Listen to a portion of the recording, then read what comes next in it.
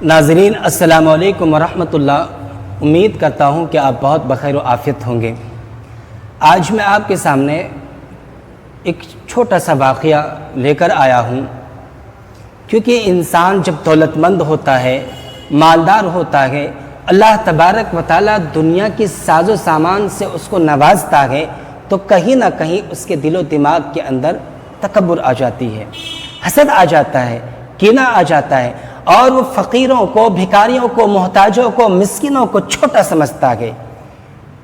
میرے عزیز دوستو، ناظرین، میں ایک واقعہ اسی پر عرض کرنا چاہتا ہوں۔ ایک بادشاہ تھا، اس کی ایک ملکہ تھی۔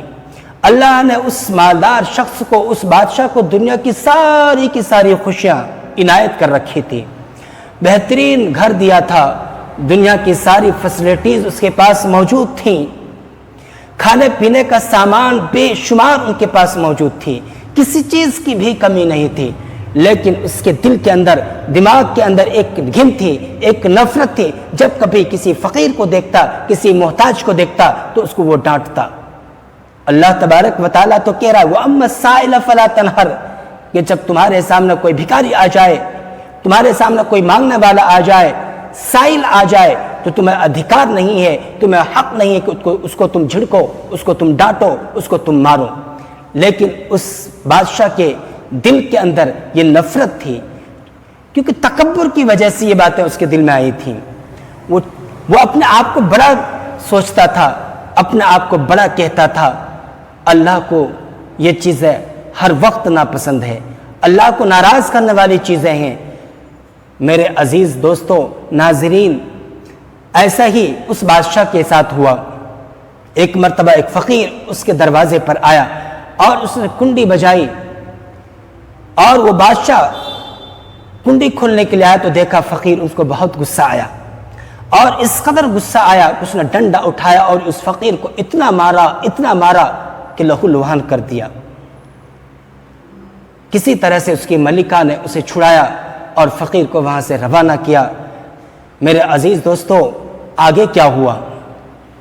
اللہ تبارک و تعالیٰ کی طرف سے آزمائش شروع ہو گئی، امتحان شروع ہو گیا، پیپر شروع ہو گئے۔ اللہ تعالیٰ نے اس بادشاہ کی زندگی میں غموں کی برسات شروع کر دی، مصیبتیں آنی شروع ہو گئیں، اور اتنی پریشانیاں آئیں کہ گھر بھی ختم ہو گئے، بینک بیلنس بھی اس نے سارا بیچ ڈالا، بینک بیلنس ختم کر دیے، اور وہ خود ایک دن بھکاری بن گیا۔ اللہ نے آہستہ آہستہ اس کی ساری دولتیں چھین لی، زندگی تنگحال اور پریشان حال کر دیا۔ اور ایک وہ وقت بھی آیا میرے عزیز ناظرین کہ بیوی کو بھی طلاق دینا پڑا۔ گھر میں کچھ کھانے کو نہیں، گھر میں کچھ پینے کو نہیں، گھر بیچ دیا، بینک بیلنس ختم ہو گئے، سب لوگوں نے ساتھ چھوڑ دیا، بیوی بھی طلاق ہو گئیں۔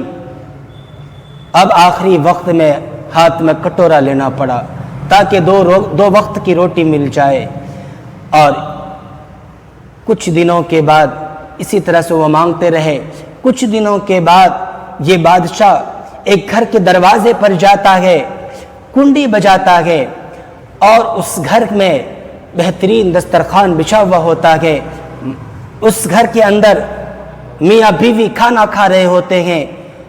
کھانا کھاتے ہی وہ شوہر تو بیٹھا ہی رہتا ہے، اس کی بیوی اٹھ کر کے جاتی ہے، دروازہ کھولتی ہے تو دیکھتا ہے، اور وہ رونے لگ جاتی ہے، اور اس قدر چیخیں مارنے لگ جاتی ہے، تڑپنے لگتی ہے۔ وہ شوہر بھاگ کر آتے ہیں اور پوچھتا ہے کہ تجھے کیا ہو گیا؟